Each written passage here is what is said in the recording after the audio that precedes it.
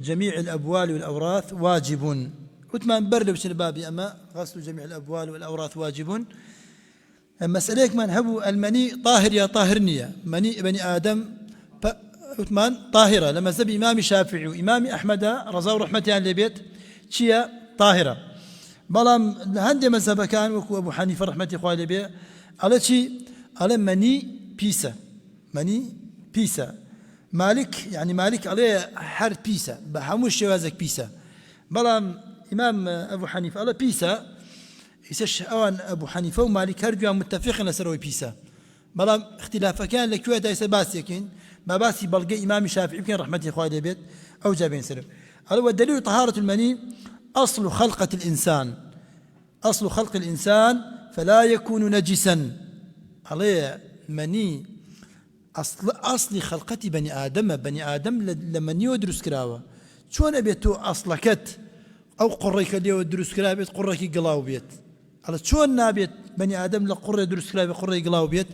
أو هنابيت إمل خواي جورا لما يخلق ماني كردوا أما يتي بيت قلاو بيت وبيس بيت أما وكو قياسك. وفرمديك ديك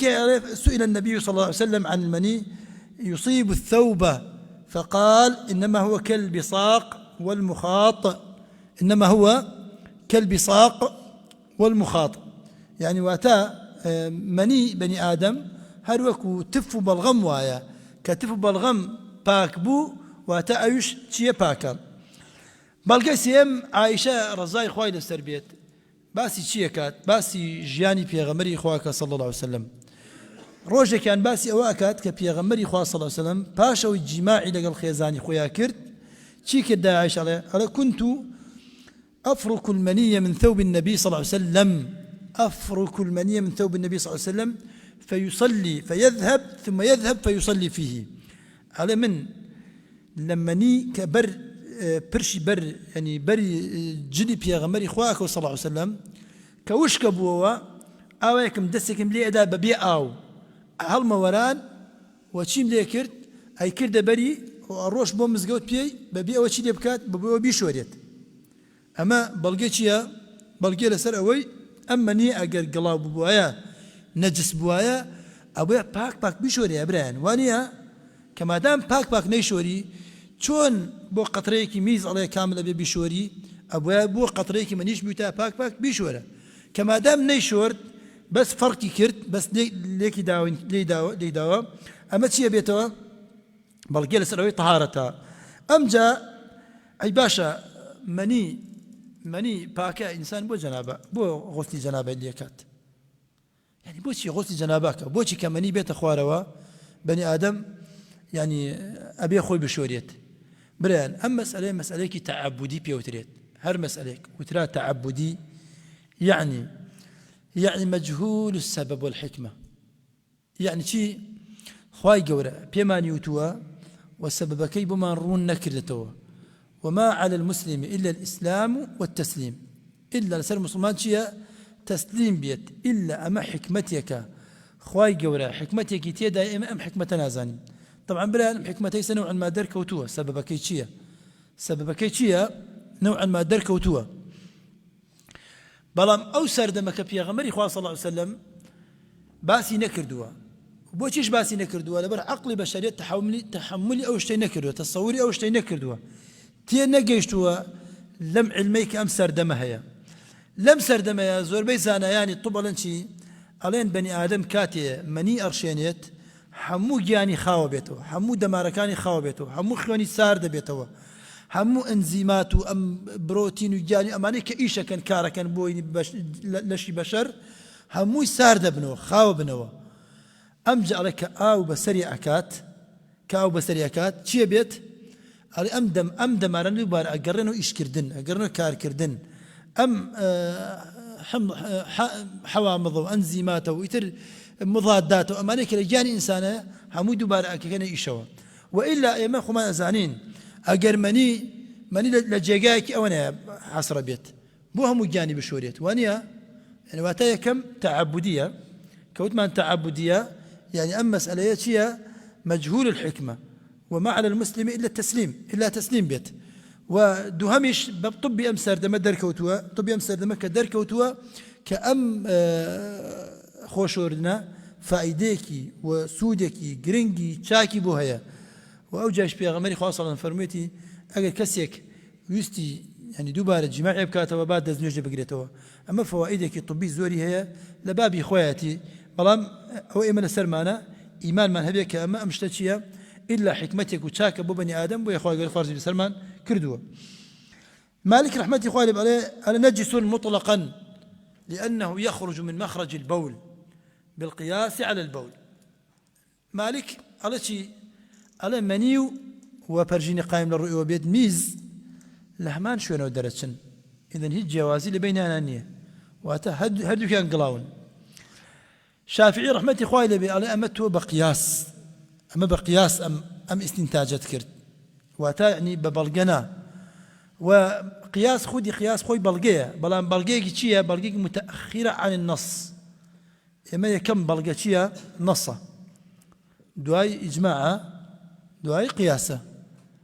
وشافعي عليه رحمة الله عليه لا يتقدم القياس على النص نابي قياس بكيت بيشي نص طبعا النص يعني فرمودي قرآن يعني فرمودي بيغمري صلى الله عليه وسلم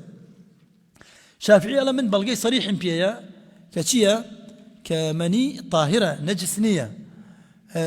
أما اشتوى كردوتا قياسا كي لمخرجها كان لمخرجها قياسي كي وشتش بقياس نابي قياس بكرة بيشي تشيو بيشي نصوا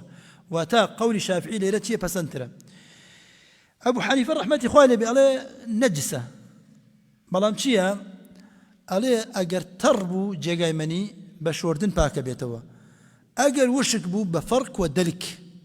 أولي ديتوا باكا بيتوا أما إيش ديسان قياسا شونك فرموديك هي فرموديك خوي إمامي بخاري جرايته رحمة الله عليه بيت وكي راويكيتي حميدي شيخ إمامي بخاري إكي لكبار أهل علم بوا فرمودي عيني فرمودي دا عائشة أنا كنت أفرك المنية كنت أفرك المنية من ثوب رسول الله صلى الله عليه وسلم إذا كان يابسا كم ليكرت فرق ما كرت بفرق كم أروشك بوايا وكنت أمسحه أو أغسله إذا كانت رطبا أجد ترب بوايا يان أمصري يان أمشورت وانيا ليريت شيء أمسحه ألن هذا من شك الراوي وليس من قول عائشة أمسحه يان أغسله أما الراوي شك الراوي كاتي الروايات كردا دواي تنصالك أو فرمودي برك لبيرتشو آية داي عائشة فرمويتي أمسحه يا أغسله أمجأ ألم بران هر رواياتك كشكت يكرا رواياتي شي رواياتي يقين مقدمة لسري وأم زيادة تنازل آية من الراوي أم من شي من عائشة برحال على باش أجر مسحش بيت يخو مسحش بيصريتيش بتواتي نجاسة لا نادى أجر نجاسة بيت وانيا هر أسوريا من توا وتا قولي راجح بلا لما سألت قول إمام الشافعي رحمة الله عليه بيت المني طاهر ليس بنجس أي بشوري أنا شوريت بلكو أكو باشتر ويا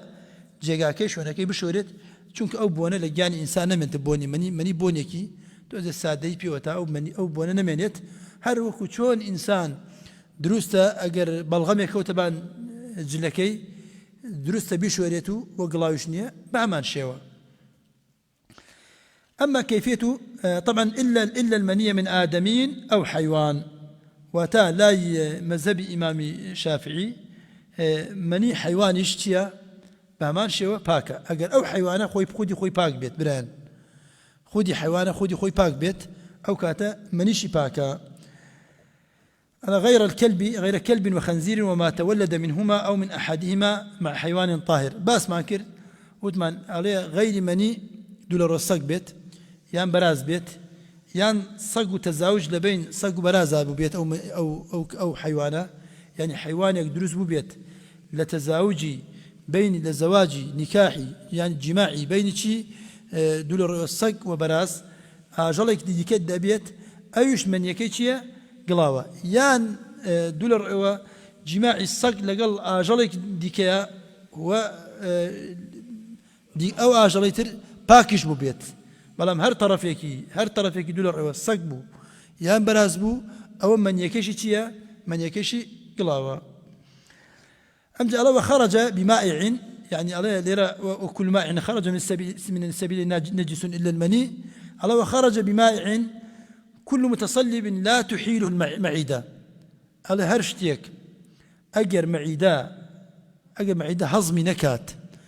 أما أجر هضمي نكر معدة أيش قلاوني مثال شي دواء مثال أوي دواء على أجر كرميك بونو من لجان إنسان درشة خواره أم كرم عليه نجس نية شون كشيا أما معدة هضمي نكردوا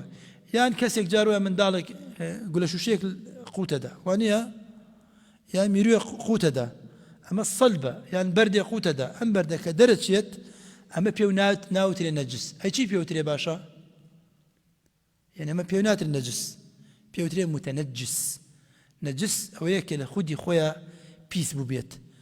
أما أمانة متنجس بيوتريت وتأكل بشوري أمشتا باك بيتوا بلام نجاسة بشوري ديش باك نابيتوا يعني تو هتاي ولا برجين قايم بيسي من دالة بشورة باك نابيتوا هر نجسة من يتوا شوك أما نجس لذاته أما يتر تيا متنجسة ميروك كبيسبو أو جا أخوانا كميرو آلتون خدا خو كاس فرين هذا كاس ناله فيسا ألا وكل ما يخرج بلفظ المضارع وإسقاط مائع وكل ما يخرج عن باب الدوام مضارع يفيد الاستمرارية عن باب الدوام أقام اشتاروا دا وغسل جميع الأبوال والأرواث ولو كان من مأكول اللحم لما زب إمام الشافعية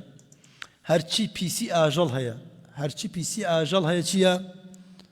هرشي بيسي آجل هيا قلاوة نجسة لما زب إمام الشافعية بويا سيرك انجاروا فتوى بينن كسيك عليه نابي بيسي مرشك بدري بحيوان اما يسلم سردما وارده وانيا بيسي مرشك ادري بماسي ادري بمر باجل لبر كمبوني اليك بو اجل كان شي كان بيسي مرشك الدنيا أماش لمذهبي الشافعي وحنفية المذهبي هردو كان قلاوة والدروسنية وحرامة بلام مذهبي إمام مالك وإمام أحمد طاهرة بيسنية وتأجر كسيك كراسكي جلكي بر بيسي مر كوت يان مريش كوت يان كوتر كوت أمانة شيا لمذهب إمام مالك ومذهب إمام أحمد أن يجاكي دروسته بلام لمذهب إمامي الشافعية ولا مذهب إمامي أبو حنيفة أمن يجي دروسنية چونك نجسة وقولي راجح برا يعني قولي كي قول إمام مالك وإمام أحمد لما مسألة وتا طبعا إمام أبو حنيفة على نجسة بلام عليه شي عليه نيوجد غلاء أكريت نجاسة مخففية وكو شي وكو ميزي من دال أي ابن بيت أجر آيو بيا بكريت رشي بيا بكريت أم جابران بلقي هنشي بلقي إمام أحمد وإمام مالك رحمة الله عليه بلقي شافعي شيا بلقي شافعي لو عليه روجه كان في غمر إخوان صلى الله عليه وسلم شو بسراو داوي بردي لكي كرد داوي بردي لابن مسعود كرد ابن مسعود عليه من دو بردن به هنا لقل روث وتا بيسي حيوان يعني برجيني مانجا بيت اشتكوا بيت فأخذ الحجرين هردو بردكي برد ورد الروثة وقال إنها ركس أو رجس أما رجسة بلا متمان بلان قول رجس مشترك لفظي واتا يعني بو حرام بكار دين ريت ولا همان كاد شابوشتي قلاوش بكار دين ريت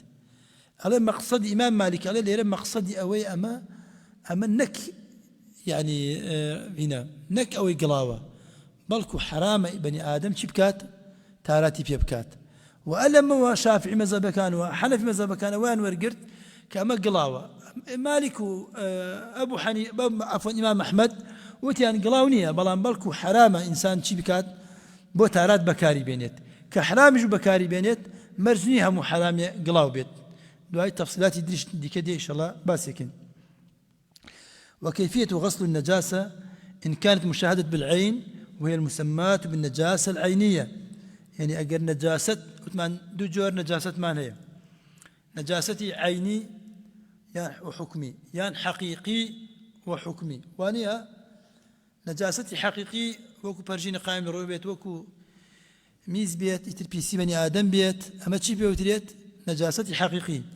نجاستي معنوي وتمانو كوشي وكو مشرك إنما المشركون نجس. وانيا مشرك نجاستك معنوية يعني جسم مشرك جارو هاي لوي لجسم مسلمان باكتريش بيت او عند باك خوش وردو خوي تميز كردو وانيا بلام خودي نجاستي معنوية نجاستي كفرة چونك شريك بخواي قور قراردات وكفر انجامدات ام كس نجاستي چيا معنوية.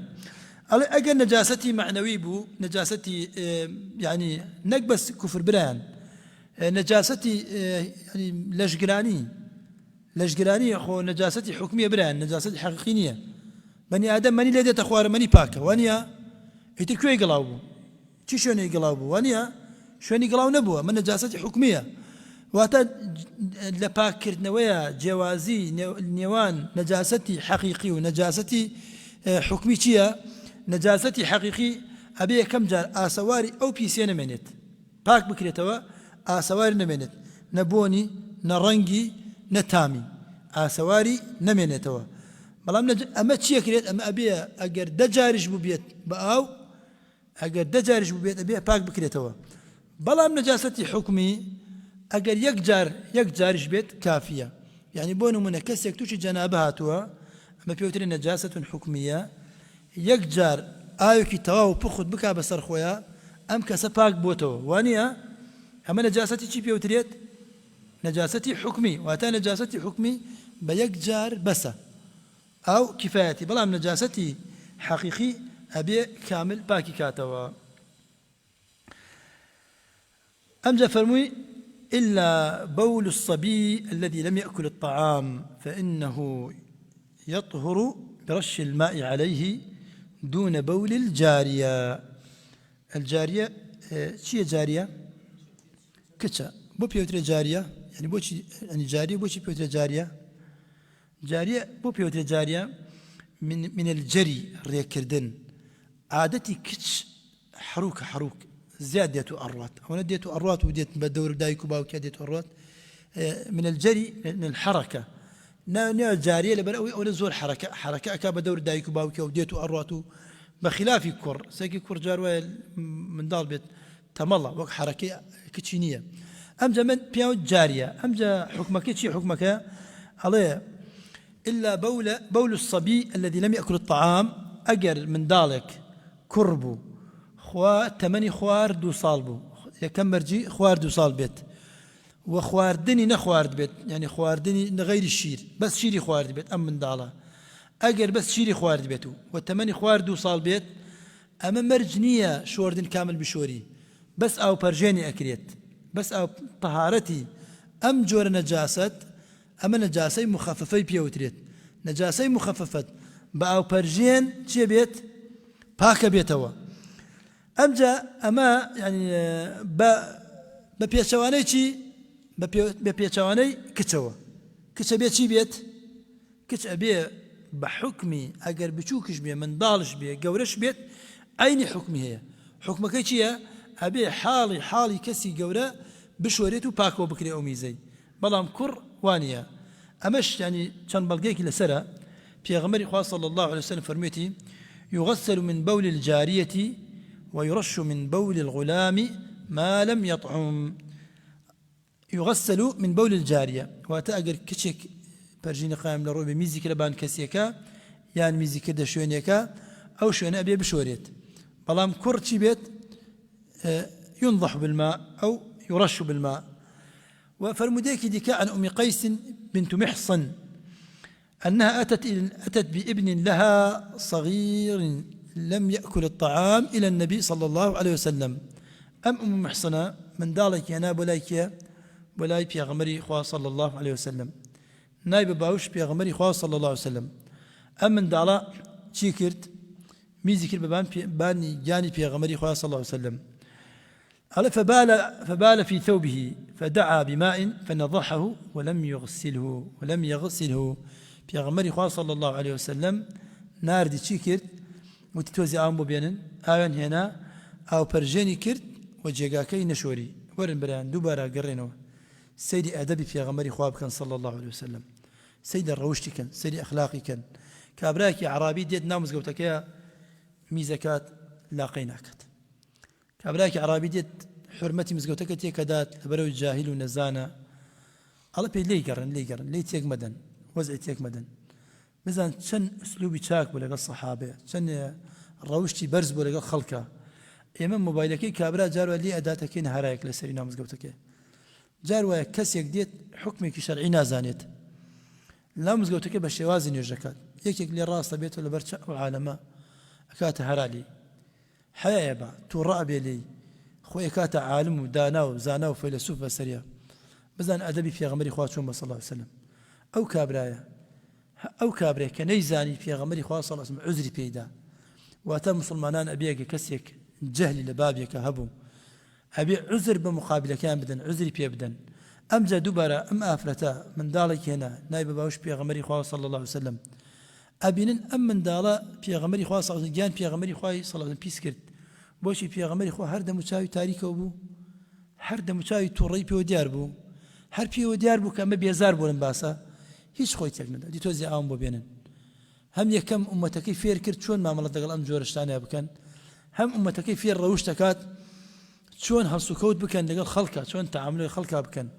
ئەم ئافرەتە لە خۆشەویستیان منداڵهێنا بۆ پێغەمبەری خوا صلی الله علیه وسلم ئەم جاش پێغەمبەری خوا صلی الله علیه وسلم لە مقابلە تەسەڕوفێکی ناشیا و ناشری ناکات گیانی پیس کردووە جاروایە بران لە جێگایەکە کەسێک نازانێ یعنی گیان کەسێکی تر دیکە پیسەکات تەسەور کەم بزانم چی ڕەد فعلێکە بێت جاروایە سیارەیەکە دادەقەت کەسێکە نازانێ کەسەکە گیانی پیسەکات باسی کەسێکی نەزانێ نەک باسی کەسی دووڕیەوە خۆی بێڕەوش بێت سێرەکەی مقابلە چۆن جواب بداتەوە چۆن ڕەد فعلێ بێت جاروایە کەسێک شتێک بەسەر تاڕشێنێت نازانێ شتێک لەبەر گیان تەدات بزان تەسەڕوفی پێغەمبەری خوا صلی الله علیه و سلم بەرامبەر ئەم هەڵسو کەوتانە چۆن بوو هم يك مسألة حكمك فقهي فيرمان كرت هميش الروشتك وأدبك برزي فيرمان كرت أي باشا يعني أم تفريق بين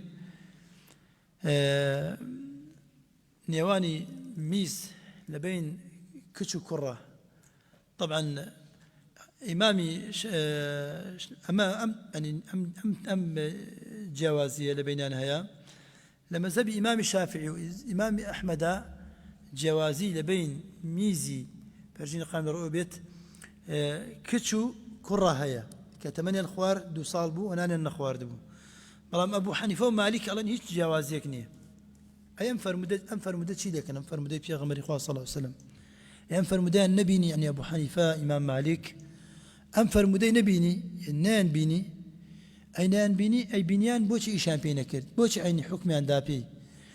لا أوان لمذهبي أبو حنيفة ومذهبي إمام مالك على الأمانة خبري آحاد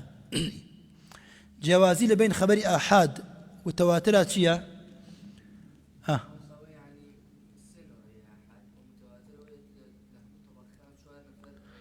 وتا آحاد سيب خواروا أجر للسندية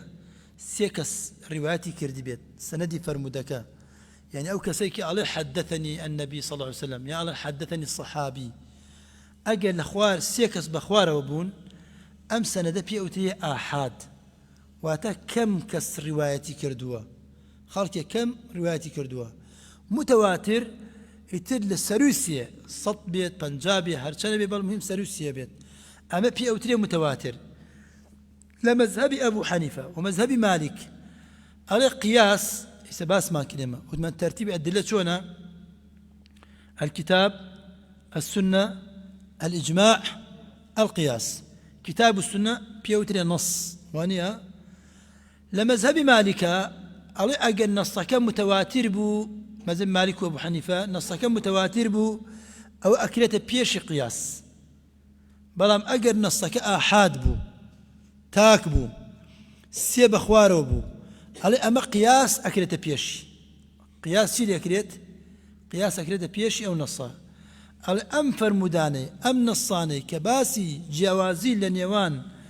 ميزي كرك شاكات بخبري آحاداتو كبخبري آحاداتو بو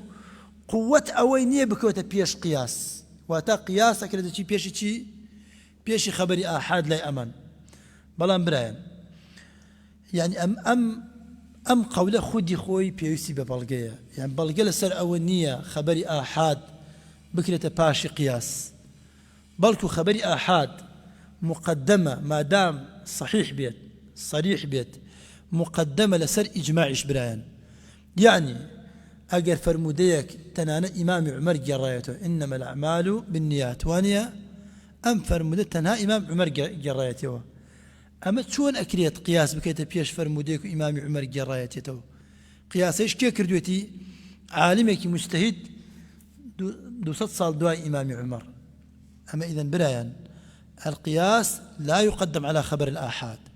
بوي أمان شيئا قياسك شي قياسك وتيان جنوب ياو يكسانا ببلغي ديكا بيغمري خاصة فرميت إنما النساء شقائق الرجال وانيا يا فرميتي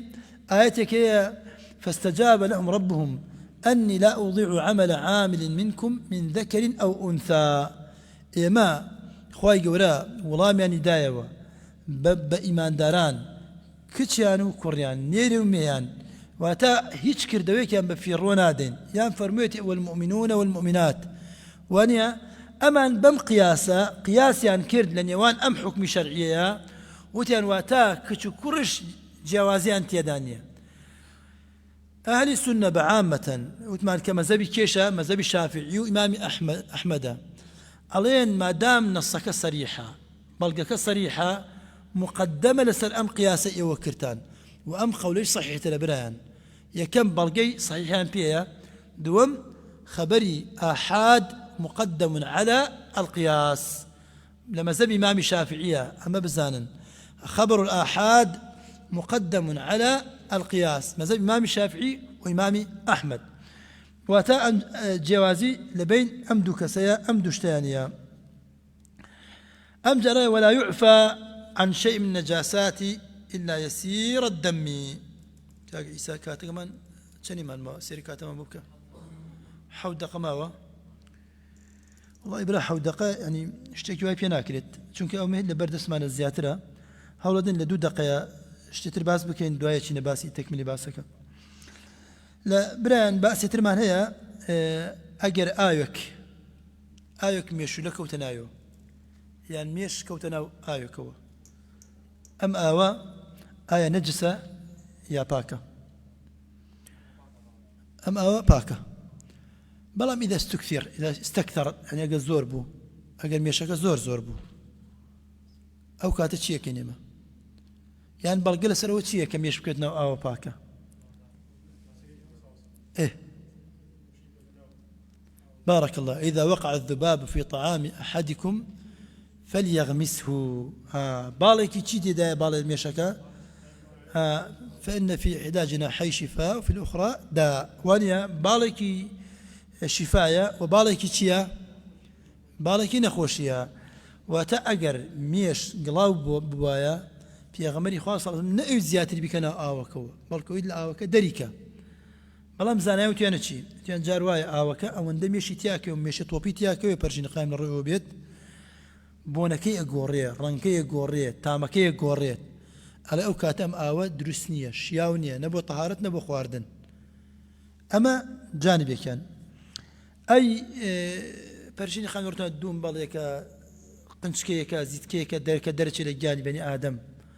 أما حكمي تشيا أما أجبير تنبيوت مان ابن عثيمين تدي فرمي وكل خارج من غير السبيلين تشيا طاهر غير السبيلين غير كومو وذكر واتاتشيا لبدن إنسان دزنيوش ناش كينيت أجر ببيتو دو ملك لدسي إنسان درب بشيت وبيتقينيت أم جرعتي كدرتشيت شي خوين بيت شي جرعت بيت أم جرعته مستقذرة برايان أما نجسنية أما تشيا